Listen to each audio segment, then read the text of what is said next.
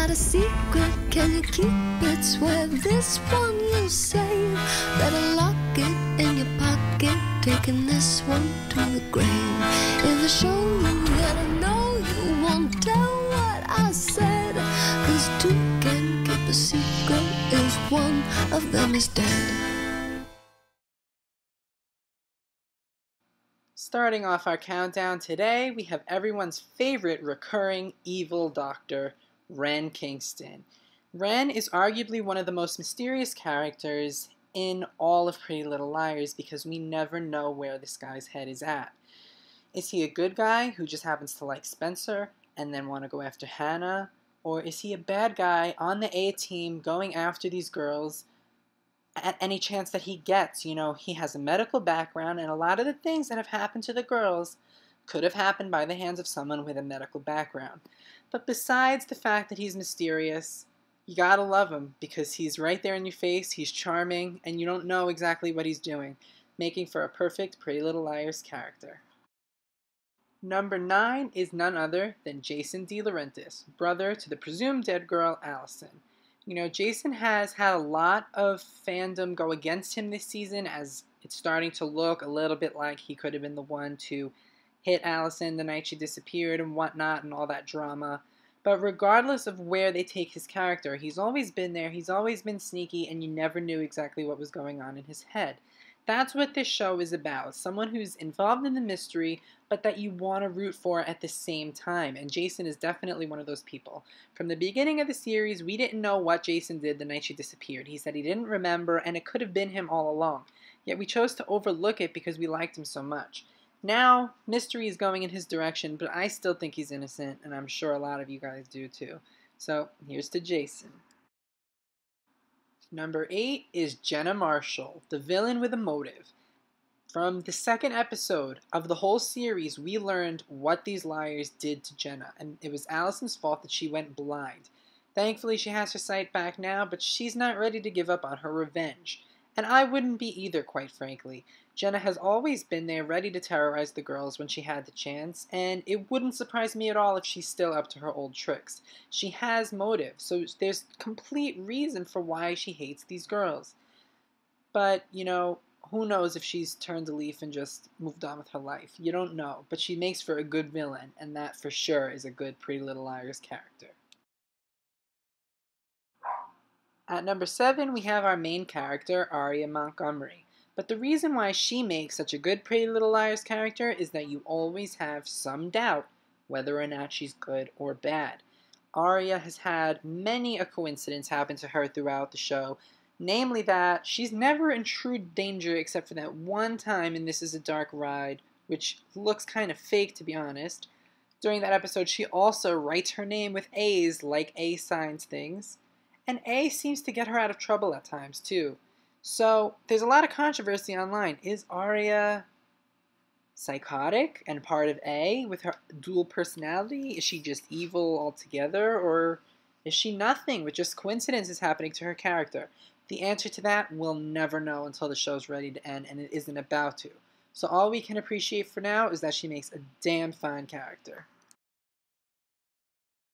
At number 6, we have Darren Wilden, the chief detective who goes after the main girls.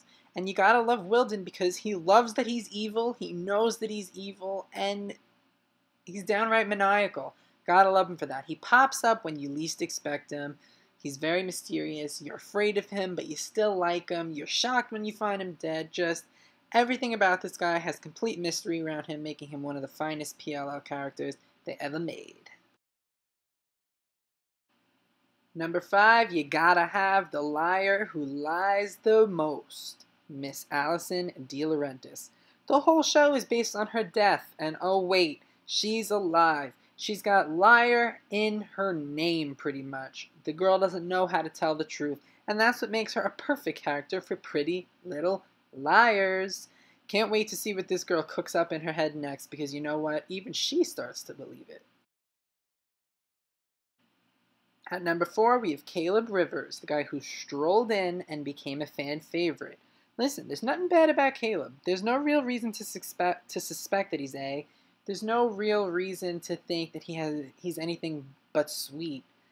And you know what? The guy's just an all-around good character. They make him tough enough to want to take on A, but still likable enough that he won't get hurt.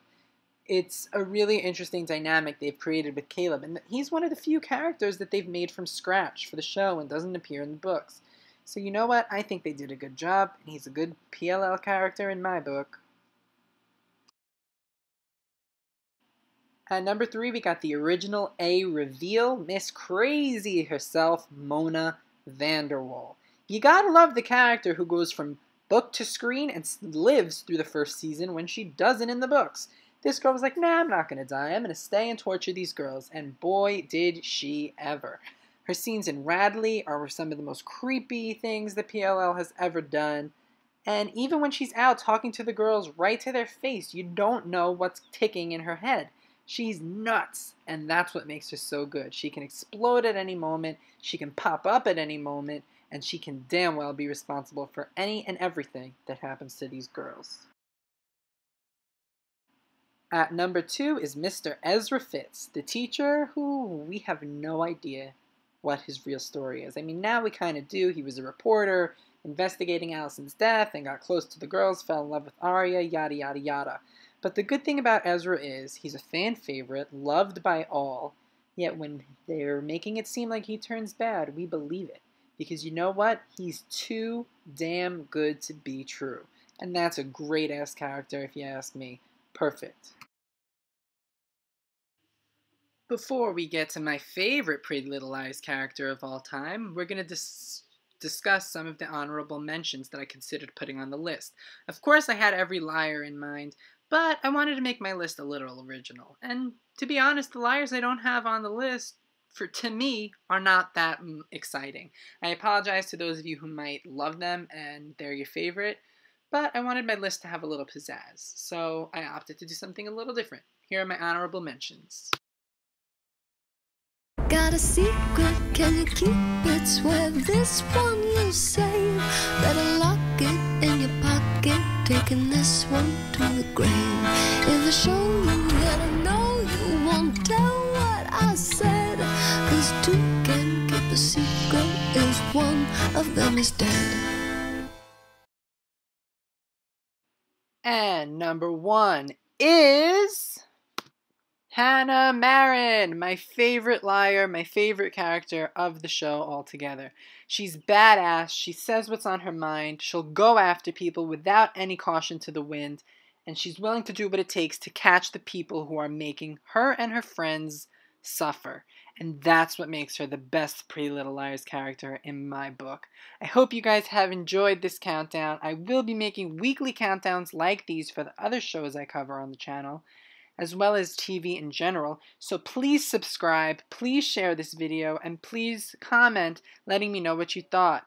I really appreciate you guys watching. I know I didn't put all the liars, and I'm going to get flack for that, but I hope you find the countdown a little original. Please subscribe, and I'll see you again real soon.